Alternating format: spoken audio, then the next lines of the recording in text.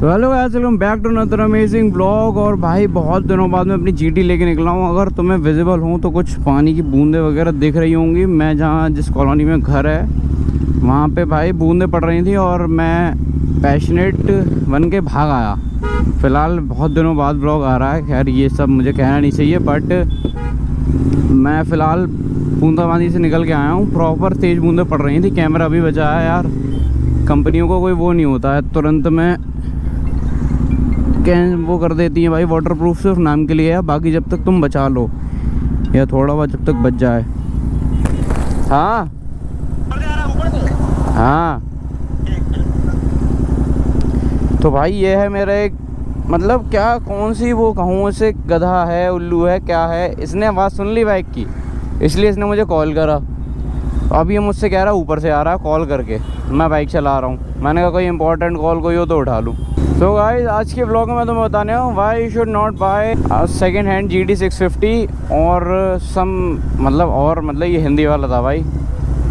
और कुछ रीजंस कि जिससे तुम्हें GT 650 क्यों बाय करनी चाहिए, वो भी जैसे लो भाई। जो उसका ओनर है वो एक पर्टिकुलर बंदा होना चाहिए। अगर कहीं मार्केट में या सेकेंड हैंड वगैरह या इन सब चीज़ों में ले रहे हो तो भाई फंस रहे हो।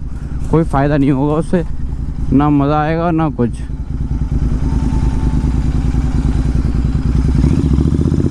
बाकी गाइस दूसरी सबसे मेन चीज़ जो है वो सर्विस पे ध्यान देता है या नहीं देता है। अगर बंदा सर्विस पे ध्यान देता है या फिर अलग से सर्विस कराता है या ऑयल अच्छा बढ़वाता है तो ऑब्वियस सी बात है बाइक की कंडीशन अच्छी होगी। और रॉयल एनफील्ड वाले जब सर्विस करते हैं तो मैक्सिमम टाइम्स रॉयल एनफील्ड के वर्कर्स बहुत बेकार हैं। उन्हें GT 650 अच्छे से सर्विस करनी, मैनेज करनी नहीं आती है बिल्कुल भी। उसका साफ एग्जांपल भाई मैं अपना पर्सनल रिव्यू दूंगा। भैया ने सर्विस वगैरह मतलब हुई थी कंपनी से, रॉयल एनफील्ड के जेन्युइन शोरूम से। भाई उन लोगों ने मोबिल फ़िल्टर चेंज नहीं करा। सर्विस हो गई पूरी, मोबिल फ़िल्टर ही चेंज नहीं हुआ। तुम समझ सकते हो मतलब ये कितना बड़ा ड्रॉबैक है इंजन के लिए। मोबिल फ़िल्टर ही चेंज नहीं हुआ, मोबिल फ़िल्टर पुराना ही चलता रहा। अगले जो 5000 किलोमीटर चलता है, मतलब वैसे तो गाइस तुम्हें सर्विस करानी चाहिए 3500 रुपये। बाकी 3.5 से जो मेरा पर्सनल रिव्यू है, अगर तुम बहुत महंगी सर्विस करा रहे हो, जैसे कि इसकी जो नॉर्मल सर्विस है कंपनी से 4 तक की पड़ती है, हम लोग जब कराते हैं तो 6 तक की पड़ जाती है बाहर से, ऑयल जब महंगा करते हैं तो फिर तुम 3500 से 4000 तक जा सकते हो। बट अगर तुम्हें और वो करना मतलब तुम नॉर्मल सर्विस कराते हो तो 3500 किलोमीटर पर सर्विस करा दो। बाइक बहुत ही अच्छी रहेगी। अगर तुम्हारा मतलब बहुत प्यार से रखी है, बहुत अच्छे से रखना चाहते हो, वही परफॉर्मेंस हर बार चाहते हो तो तुम्हें 3500 पे सर्विस कराओ। बाइक का इंजन बहुत अच्छा रहेगा और कंडीशन वाइज बहुत बढ़िया रहेगी, परफॉर्मेंस में बहुत बेस्ट रहेगी। बाकी तुम लोग ये कर सकते हो कि भाई जो पहला ओनर है उसने मतलब एक तो चलाने के ऊपर भी है, चला के कैसे रखी है, उसने रखी कैसे है। बाकी जो एक्सपीरियंस होता है भाई वो अलग चीज़ है, एक्सपीरियंस की बात होती है। सबसे मेन बात ये होती है कि तुम क्लच प्लेट चेक कर, मतलब क्लच प्लेटों पर ज़रूर ध्यान देना क्लच कैसा काम कर रहा है। GT ऐसी बाइक है, ज़्यादातर बुलेट वाले ही जाते हैं GT पे। सेकंड टाइम जो बुलेट के बाद बाइक लेते हैं वो GT लेते हैं। अगर उससे अपग्रेड करते हैं तो उनका जो क्लच हाथ का सेट होता है वो GT में नहीं बैठता है। GT डिफरेंट चलती है भाई। मैं तीनों बाइक चलाता हूँ, बुलेट भी चलाता हूँ, GT भी चलाता हूँ और ड्यूक भी चलाता हूँ, बट तीनों का डिफरेंट मैनेजमेंट है, बिल्कुल ही अलग मैनेजमेंट है। कल मैंने बुलेट चलाई भाई बहुत दिनों बाद, तो मेरे से वो उसका क्लच छूट गया, मतलब बंद हो गई। उतना जितना उसे नीड थी एक्सीलेटर की, मैंने उतना एक्सीलरेट नहीं करा क्योंकि ड्यूक भाई BS6 है। RPM उसका जितना कंपनी दे रही है स्टॉक RPM रखा हुआ है, तो वो सिर्फ क्लच पे और हल्के से एक्सीलेटर पे उठ लेती है। ये ज़्यादा लोड लेके उठती है।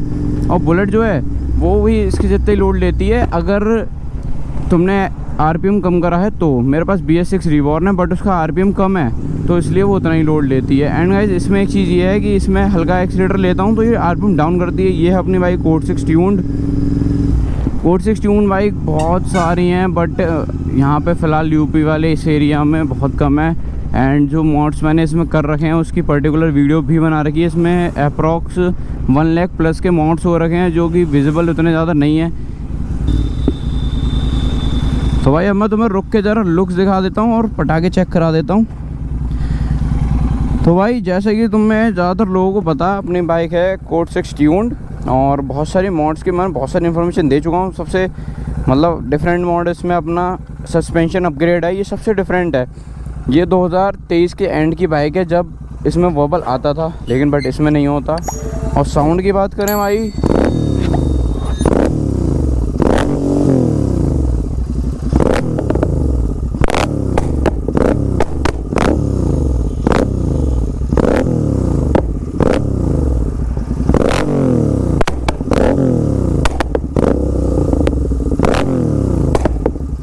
तो भाई जैसे कि तुम देख रहे हो एक बार में 3 या 4 फायर मार रही हो, दिन में विजिबल पटाखा बज रहा है। ये मैंने तुम्हें इसलिए दिखाया कि भाई बहुत से लोग कहते हैं कोड 6 ट्यून नहीं है, या फिर कभी कभी पॉप्स कम आते हैं, वीडियो में कम पता चलते हैं, तो लोगों को ये लगता है कि भाई ये नॉर्मल जो बैक मारती है सिर्फ स्लिपॉन्स बदल के वो हैं। और भाई मैं तुम्हें बताता हूँ, तुम्हें गियर का कैसे चेक करना है, मतलब क्लच प्लेट्स कैसे चेक करनी है, वो तुम्हें करनी है ऐसे। भाई अगर क्लच प्लेट्स में कोई भी दिक्कत होगी तो ये आरपीएम की सुई एकदम से बढ़ जाएगी, एकदम से मतलब 4-5 जाएगी, फिर सीधे घूम जाएगी 7 पे। पूरा परफॉर्मेंस एक गियर में पूरी आएगी ही नहीं किसी भी हालत में। और भाई अब मैंने ये तो बताया तुम्हें मतलब क्या क्या देख के बाय करनी चाहिए। मैं बताता हूँ तुम्हें क्यों बाय नहीं करनी चाहिए। उसका रीज़न सिर्फ यार यही है, परफॉर्मेंस का और बाइक की केयर का। अगर जेन्युइन सेलर है, उसने बहुत केयर से बाइक रखी है, तो फिर तुम उसे बाय कर लो। थोड़ा महंगी भी मिल रही है तब भी कर लो। और सेकंड हैंड लेने में एक फ़ायदा बस तुम्हें क्या रहेगा, जो तुम नई के ऊपर पैसा खर्च करोगे, देखो नंबर चाहिए तो तुम्हें सेकंड हैंड नहीं लेनी होगी, नंबर अगर चाहिए तो। मैंने भी बुलेट ली है, रिबॉर्न है, वो सिर्फ 90 नंबर के लिए नहीं आई है, और कलर मम्मा को पसंद आ गया था। 2 रीज़न उसके ये थे, वरना मैं स्टैंडर्ड पे चला जाता, किसी पे भी चला जाता। उस टाइम स्टैंडर्ड वो वाली भी आती थी, मतलब अपनी ये BS6 किक वाली भी आती थी, बट हमने वो ली। और उसमें भाई फ़र्क भी था, वो 2.25 लाख तक की पड़ रही थी, और रिबॉर्न पड़ी थी हमें 3.25 की, 2.25 की या 2 के आसपास की थी। बाकी आज इस पर फिर से वापस आते हैं। तो ये अगर तुम भाई सिर्फ मतलब मॉड्स कर रहे हैं, और तुम्हें अगर बहुत से लोगों को क्या है क्रोम के अलावा भी कलर पसंद आते हैं, तो भाई वो मेरे हिसाब से बहुत बढ़िया डिसीज़न होता है। जो लोग वो ले रहे हैं रेड, रॉकर रेड या ग्रीन वाले ले रहे हैं, ब्रिटिश कलर जो हैं, तो फिर ब्रिटिश कलर नहीं, मतलब जो ब्रिटिश ग्रीन ऐसे करके कुछ है। सो गाइस उसमें तुम्हारा यार पैसा बच जाता है, वो तुम मॉड्स के ऊपर लगाओ तो तुम्हारा प्लस रहेगा। अब ये बाइक पड़ रही है भाई इस टाइम पे 440 के आसपास की, फिर इसमें 1 लाख का मॉड हो रखा है, मतलब 1 लाख से प्लस का ही मॉड हो रखा है, तो ये 5.5 के आसपास की पड़ी। रॉकर रेड पड़ेगी 380 की, वहीं रुपए मतलब वरैया ने काट लिया, वरैया ने काट लिया, हाँ, या तो मधुमक्खी ने काट लिया, यहाँ पे काट लिया, यहाँ पे ट्राइसेप पे काट लिया।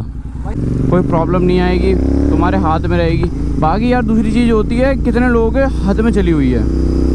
अगर बहुत ज़्यादा लोगों के हाथ में बाइक चली हुई होती है तो भी दिक्कत आती है, क्योंकि सबका चलाने का अपना अपना स्टाइल है। बाइक एक आदमी ने चलाई है, एक ने रखी है, वो प्रॉपर चलाए चाहे खींचे कुछ भी करे तो बाइक सही रहेगी। और मैं तुम्हें थोड़े से पॉप सुना देता हूँ फटाफट से, अब देखना गाइस।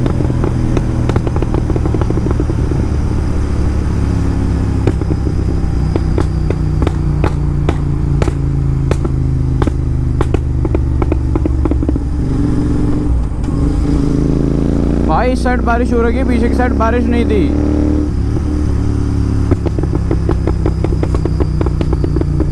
भाई दिन में विजिबल शॉट्स मारती है, और रात में तो भाई साहब इतने लंबे लंबे भाई विजिबल बिल्कुल रात में होते हैं, एकदम विजिबल दिन में तक दिख जाते हैं, रात में एकदम ब्लू कलर के मारती है, बहुत लंबी लंबी फ्लेम्स। बाकी यार एग्जॉस्ट तो अपना पूरा मतलब कलर चेंज हो रहा है गर्म पड़ के, शॉट्स इतनी तेज़ मारती है। हर कोई भी इधर साइड में देख रहा है। वो ये सब 360 वगैरह लगाऊँ मैं तो उसमें व्यू आने लगे, इसमें व्यू नहीं आता ये वाला।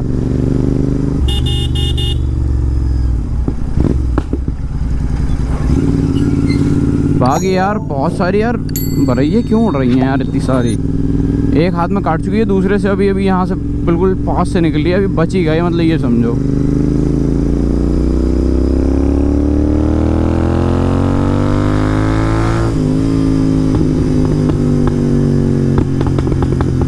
भाई ये थी सिम्फनी भाई, ट्रू एड्रेनलिन है भाई। ये एग्जॉस्ट की साउंड सुन के ना हाई हो जाओगे भाई, एक बार GT लोगे एग्जॉस्ट पड़वाओगे हाई हो जाओगे। स्टॉक वाली तो मतलब स्टॉक में कुछ है ही नहीं। मुझे स्टॉक बेकार इसलिए लगती है क्योंकि स्टॉक में पावर भी पता नहीं चलती है, वो बस पुश पुश करके और एक्सीलेटर खिंच जाता है, स्पीड बढ़ जाती है, बस ये रहता है उसमें। कम से कम यार स्लोएस्ट 650 है तो ये तो प्लस होना चाहिए कि एग्जॉस्ट की साउंड है इसमें, यही बात है भाई। साउंड इसका अपना है, थोड़ा ऑरा क्रिएट करती थी ये। 1 साल पहले तक तो बहुत ऑरा था इसका, बट अब थोड़ा कम हो गया है।